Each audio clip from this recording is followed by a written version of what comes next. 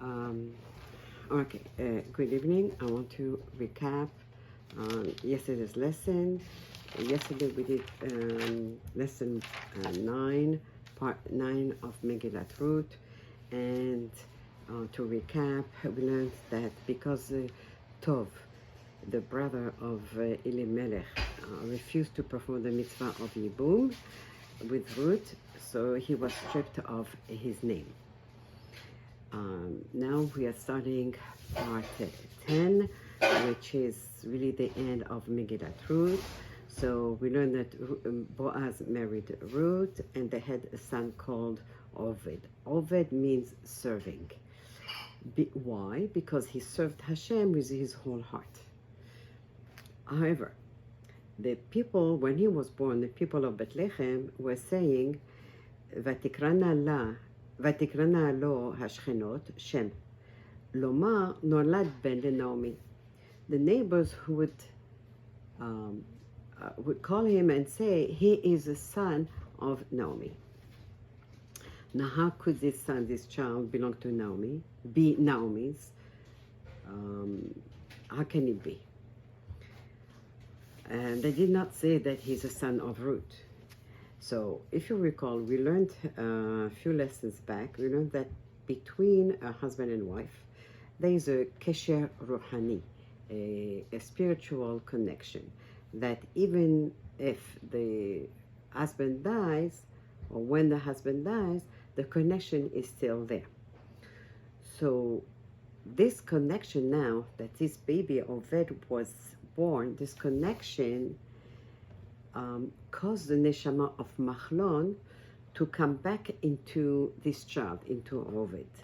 So Mahlon was Naomi's son, and that is how now, through Oved, through the son of Ruth, Mahlon was able to complete his mission. And that's why the neighbors said that this child was born to Naomi. And this is how Megilat Ruth ends. Obviously, we did not really cover every single pasuk of the Megillah, but I tried to cover a few very important points that are taught us some concept. I would like to say a few words about David HaMelech, if I may say. Who am I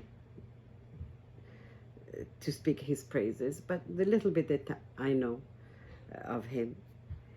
And we know that David HaMelech was born on Shavuot, and his birthday, that was his birthday, and the date, that's also the day of his passing away. What we call in Hebrew his Nachala, or some people call it Arayat. Whatever, that's the day that he passed away. Now, how did David become the king? Shmuel Hanavi is the one who anointed David. David was from Shevet Yehuda, and he was chosen by Hashem. Hashem sent Shmuel to Yishai, the father of David, and told him, "You have to choose one of his sons. I will tell you which one to be the next king of Ben Israel." There was at the time, when Shmuel came to choose David as the next king, there was already a king. This king was Shaul, and he was from Shevet Binyamin. And he had been a king only for 2 years. His kingship lasted only for 2 years. What happened? Shaul lost his kingship because he had been told by Shmuel that, and Shmuel had also made Shaul the king. So Shaul had been told that Hashem wanted him to go and make a war against Amalek, to fight Amalek, kill the king, kill all the people, every single one of his people, and their animals. And he was supposed to wait for Shmuel to come to him for 7 days.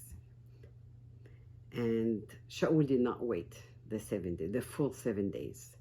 Shmuel came and he was upset because Hashem had told Shmuel that Shaul did not wait for the full 7 days, and that he did not kill the king of Amalek.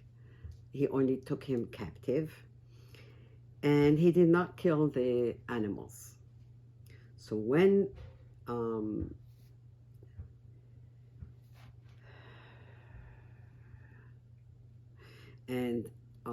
Shemuel's message to Shaul was that now he had lost his kingship, and instead it would be given to someone else. He was not told who, but he knew that someone else was going to be the king after him. However, the new king would not be able to start his kingship only after Shaul dies.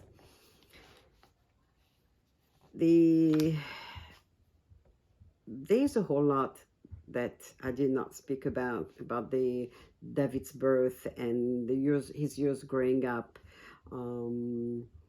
That a lot of details. It really would have to learn Shmuel Aleph and Shmuel Bet for us to actually really learn what happened to David. But we all know that David had a very difficult life as a child and as a king. He fought many wars.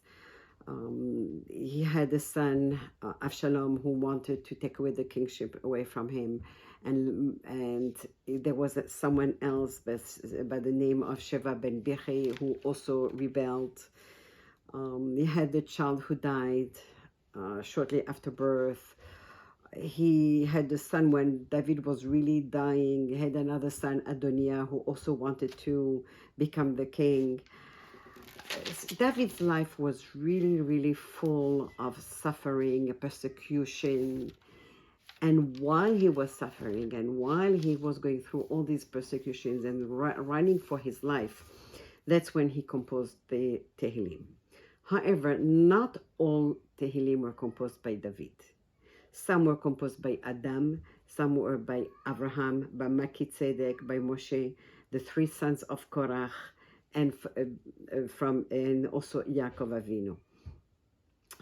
Tehillim becomes such an important part of the Torah that actually in the Bet HaMikdash, the Kohen Gadol, the highest priest, he would offer the korbanot, sacrifices, and while he would be offering the korbanot, the Leviim would be singing from the Tehillim, some chapters, and it was actually the job of the Leviim to play instruments, to compose the music, to make the instruments, so that they could be singing while the Kohen Gadol, the highest priest, would be offering the korbanot, the sacrifices.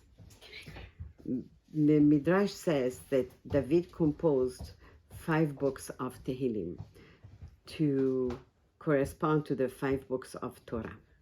Moshe was a Navi with the highest degree of Nevuah. David was the king with the highest kingship. David's Malchut was very special. Even his son, Shlomo, who had built the Bet HaMikdash and whose time was a perfect time, it was like Gan Eden for the Jews, and still did not reach the time of David. Even though during David's time there was lots of wars, but David's kingship was extremely, extremely special.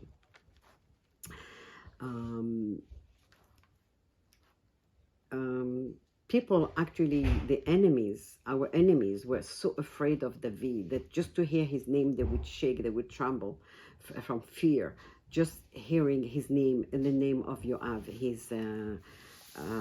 his chief of staff. Moshe taught Torah for 40 years. David led and taught. Ben Israel was the king. He taught Torah with fear through Tehillim. Because without fear, Torah learning means nothing.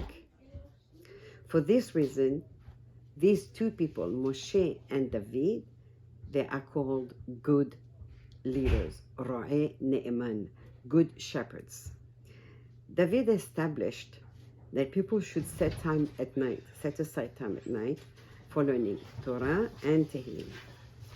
He called it Mishmarot, watches. Moshe led the people for 40 years, David too. Moshe died on Shabbat, David too. The 5 books of Tehillim actually come and fortify the Torah, like they support the Torah. The root name for Tehillim is Tehillah, praise. Why? Because the whole book consists entirely of praises and thanks to Hashem. Some chapters, like I said before, they were composed by Adam, some by Moshe, Melchizedek, Asaph, the 3 sons of Korach, Yaakov. And according to the tradition, Yaakov actually said Tehillim while he lived for 20 years by his father-in-law Lavan, who happened to be a big Rasha. And that also during the years that Yosef was in Mitzrayim. So in the zechut of this learning, may Hashem bless us with bracha, hatzlacha, parnasa, briut, nachat, simcha, and zivugim. And may the zechut of David HaMelech protect us.